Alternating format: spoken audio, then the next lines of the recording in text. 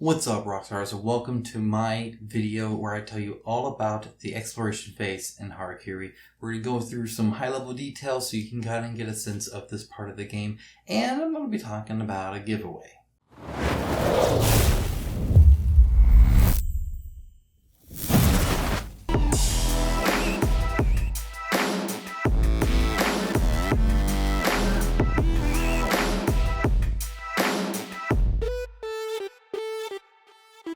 Now, as always, a huge shout out to my patrons and YouTube members. It is through their financial support that this channel is possible. I make the videos I make for you guys because I want to make them because I'm passionate about it and I can share that passion with you guys. If you appreciate the fact that I don't have to chase just what's popular or what'll give me most views or what company can pay me the most money or anything like that, that is because of my patrons, and I thank you so much for that freedom. If you appreciate the stuff that I do on this channel, there's a link down in the description below that you are free to click on. It links to my Patreon. Even $1 a month would help a lot. It adds up, and I greatly appreciate it. That other way, let's go ahead and just dive right in, except that I guess before I start, there is going to be a giveaway. So essentially on their Facebook group, they're going to have a post where they're going to give away that painted head miniature. It'll be on the screen right now. The one I showed you guys earlier, the one I kind of oohed and awed over. And I think that's awesome. A lot of companies will give away a game, but everybody can buy the game. You cannot buy that painted miniature. You can only win it, and only by watching this video. So at the end of the video, I'll be telling you something, some piece of information they'll be asking about. You give that, that's your entry. There you go. You're good to go then. And unless they list some other stuff. I don't know what all they're going to do. I just know that that's part of it. So I got you guys covered there. All right, let's go ahead and dive in though, because I really want to talk about this because I already talked a lot about kind of the dungeon crawlish style part where you have your minis on the scene you're investigating, going into a house or a cemetery and stuff like that. Already talked about that with you guys. So this one is just going to be the exploration phase. We're just going to go kind of high level so you can get a sense of it. You can see how it plays and kind of what this part of the game is like, because it's kind of two different sides of the same coin, I guess, a little bit. So I already have a details video where I talk especially over characters around their weapons and their gear and their kami tracker and all that kind of stuff. So I'm not going to go over that as well. I'll link down below to that and everything else that's applicable. So that'll all be in the description there. And additionally, if I get anything wrong, I'm talking kind of high level here and kind of quickly and broadly. So if I say something wrong, I'll have a pinned comment or I'll be able to correct that. And I bet the developer will be down in the comments too. So feel free to ask any clarifying questions you might have. Okay, so high level, what's going on here? Well, essentially you set up this board, which is kind of your world map, I guess, right? A map of part of Japan here. And it'll tell you to set it up a specific way. So what happens is you have certain units here that are very specific counts and very specific kinds, because those relate to these here, which are kind of your objective cards or your mission cards that you'll have. You'll have a 1, you'll have a 2, 3, 4, 5, 6, and then 7. And you'll see like this is the cargo. This is the cargo part 2. There's this Lost Shrine card. It'll tell you to kind of set it up however you need to do it. They'll have a little tracker here. This is the Shogun tracker, but also kind of a round tracker. Notice it goes from green to this kind of, I think it's supposed to be yellow, but it's orange. It looks like Dragon Balls to me, to red. This, I believe, is specifically getting changed. It's not the final art. All of this is subject to change, of course. That goes without saying, but I wanted to say it anyway. But you'll also set this bell icon here, and this is kind of like an event token. Essentially, once you hit that, something happens, and it'll tell you how to do that. The board, so you can change. You can see here's a city on fire, here's a city locked up, there's stuff like that. And then you have these kind of action point tokens, your AP here that you can spend as well. And where you start. So here you kind of start up here. So really what happens here is you'll see these here's a 2, here's a 3, a 4, a 5, 6, and I don't see, so that looks like a 9 to me. So I'm not sure which one that, anyway, it doesn't matter. I don't know what that one is. Doesn't matter. The point is that you'll have these objectives that match, right? So let's say I am Tomo, and let's say I want to go and do this, a new beginning. Okay, well, what is this? Well, This is, the Harris of the Sakura clan is in danger and must be taken to a secret refugee protected by the resistance. Escort Akiko to Aiga, which, as we see on the map, is right here. Okay, so what does this mean? The mission token represents Akiko and can be transferred when sharing information. So here's the mission token. It can be transferred by sharing information. What does that mean? Let's just go through the motions here. So let's say I am in Kyoto, and let's say Hikaru is also in Kyoto. Now, because we are in the same spot, I can share this information. Essentially, I have my clan token here saying, I know about Akiko, and I need to go and escort Akiko to Aiga. And I know this because I've been on this mission, A New Beginning, right? Somebody told me, whatever, right?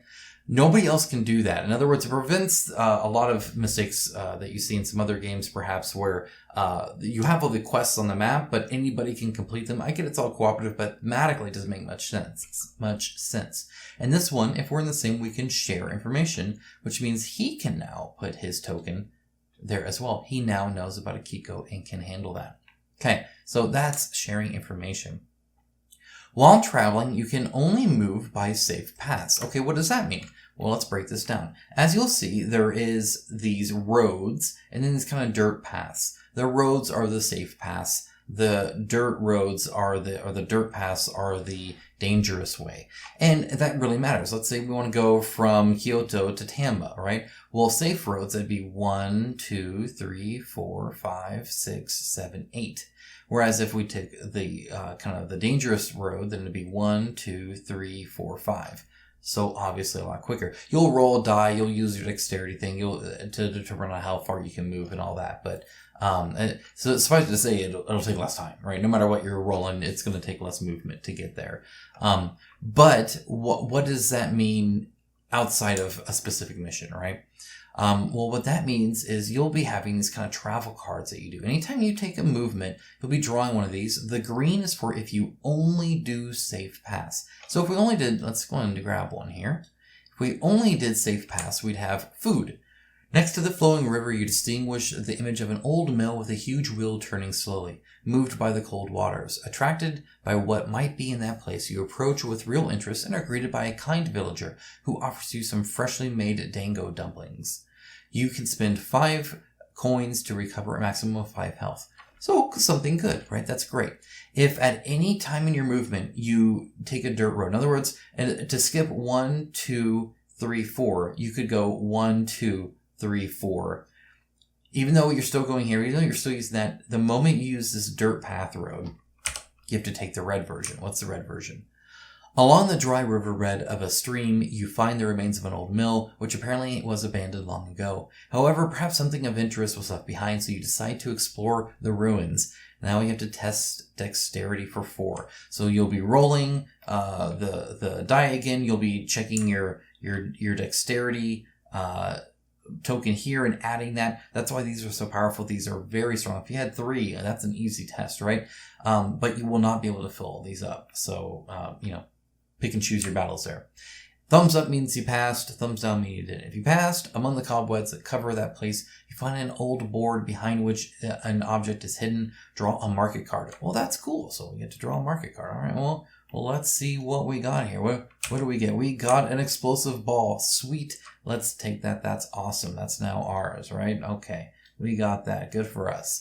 If you failed, when you are inside the mill, a beam gives way under the weight it supports and collapses on top of you. You receive some damage. Oh no, not good. So that's kind of the difference there. And that's what you're kind of having to decide. Do you want to go slower perhaps, but be safe? Or do you want to kind of risk it for the biscuit and take a dangerous route, maybe save some time, and you could still get some good stuff. You can get an explosive bomb. That's not bad. That's kind of one of the ways you can get items too. So, and the good come with that too. As you can see, there's a lot here that you can also gain, right? So each one's different. There's like 28 cards in this deck here alone. So, all right. Well, let's keep going on. Okay, so you can only go through safe paths, which means they have to go this way, down here, through Kyoto, up here into Aiga. Now, technically, you could go a different way. For instance, you could go up here, perhaps, but actually, I don't even think you could do that because then these are all dirt here. So really, you have to go across here. Because you can't go any other way, actually. Yeah, I do. Maybe through a harbor. So you could maybe come down this way, go through the harbor. So the harbor, by the way, is this little anchor token right here, and they all connect to each other. So you could go straight from here to here, right? Which then you could go all the way down here, up here, and then get through there that way. Okay, so that is an option. And you'll see that there's some anchors here as well. We'll talk about city actions in a little bit here. Okay. If you share the location with a shadow, you must fight immediately with him. This interaction costs no AP, so shadows can attack you. Add shadows to Gojo and Kobe, whose target is Akiko. Okay, what is that? That's these guys right here. So we got one in Kobe and one in Gojo, and these guys will be targeting Akiko. Now, that is why they have different ones here. So these three in blue versus these two in red versus these three in green. They all match this, which means nothing else is going to spawn shadows. There's no confusion about what's targeting what. These guys are always after Akiko, and you know that instantly. So there's no markers or tokens you need to lay down with them. It just kind of naturally happens that way, where they don't intermix like that. So that's also kind of nice little streamlined thing there that's appreciated for the upkeep, at least, and some simplification. They don't like target anything else but Akiko. Okay, so let's say now I'm over here. Oh my goodness, okay. All right, so I take that, get that out of the way. This is now mine. Okay, I can't apparently grab it. But anyway, you would take that token, that's Akiko, and you would drag it with you. We'll go in and use my token for now. All right, so I have Akiko.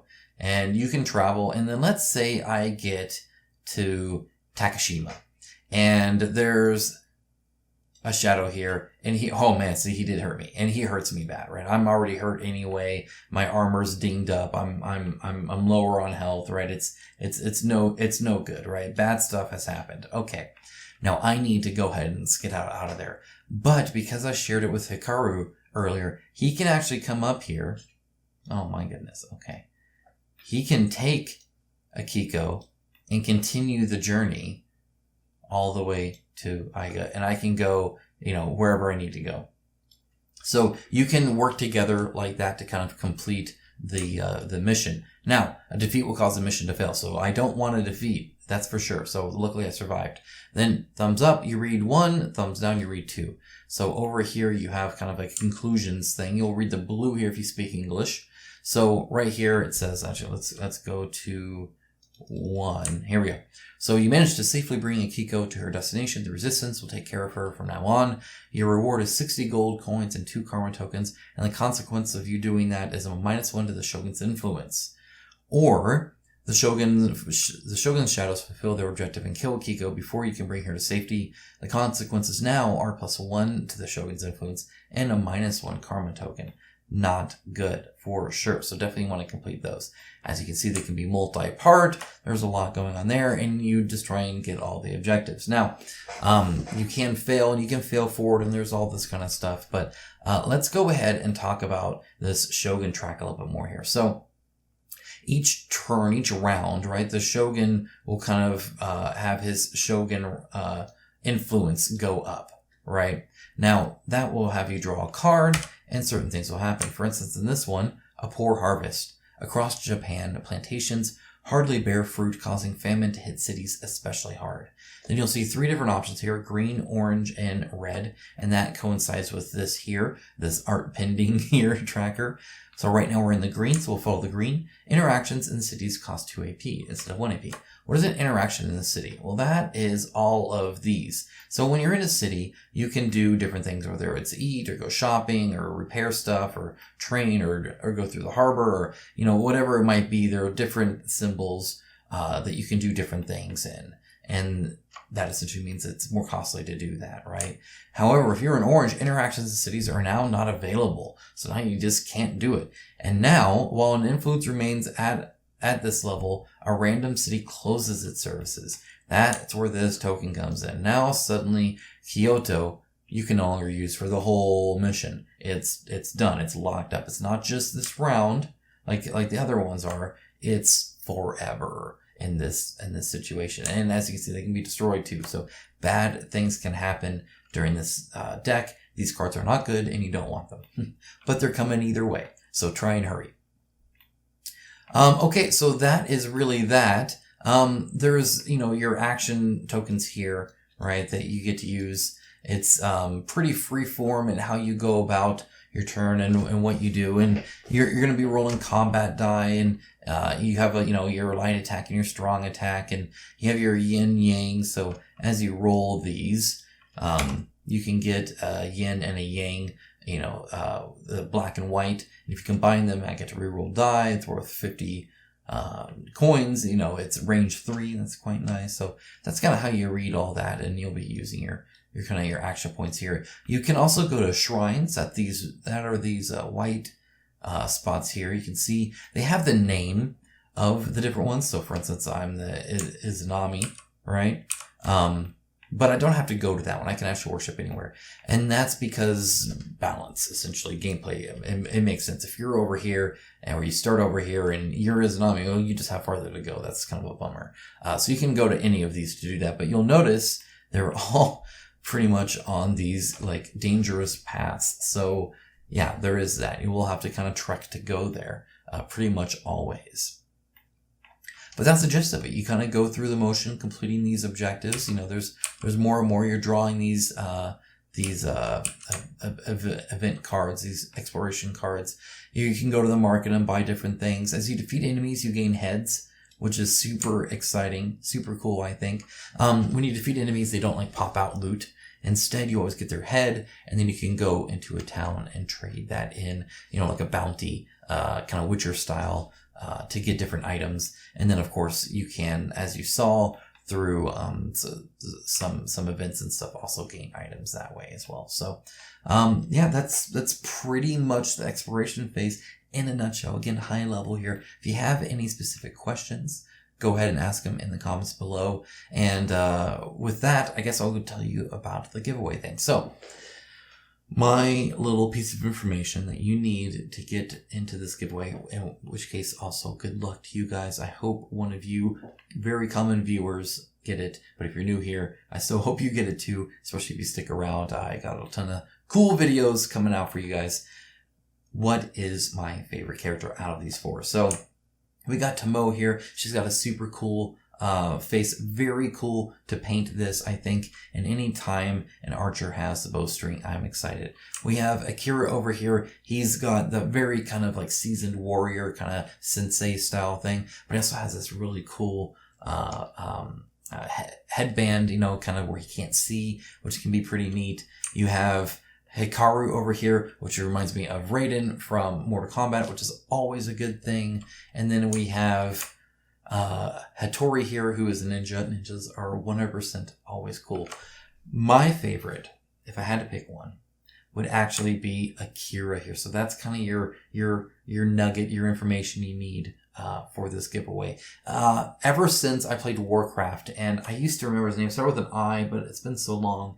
Anyway, he was this guy who got imprisoned, and he had this blindfold and these 2 big old blades.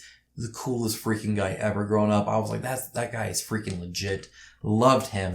Kind of reminds me of that. Kind of reminds me of a Daredevil thing too. Also cool. Just anytime, Neo, when he gets blinded, so many cool characters. They lose their sight, and then they're still so awesome. I love it. The fact that Akira can fight while blindfolded is the coolest thing out of all 4 characters, my opinion. Okay, with that, I'll let you guys go. Again, there's a link down to all sorts of stuff below. There's my Patreon, there's their Facebook, there's my other details videos, there's a ton. I will be getting this prototype. It's been shipped. I will be getting it, so I'll be able to show you guys that. There's an exclusive big mini. We haven't seen it. I haven't seen it. Excited about that. So expect an unboxing, expect a review, subscribe if you want to see those, if you haven't already. And with that, I hope you have a great rest of your day. Take care. Bye, guys.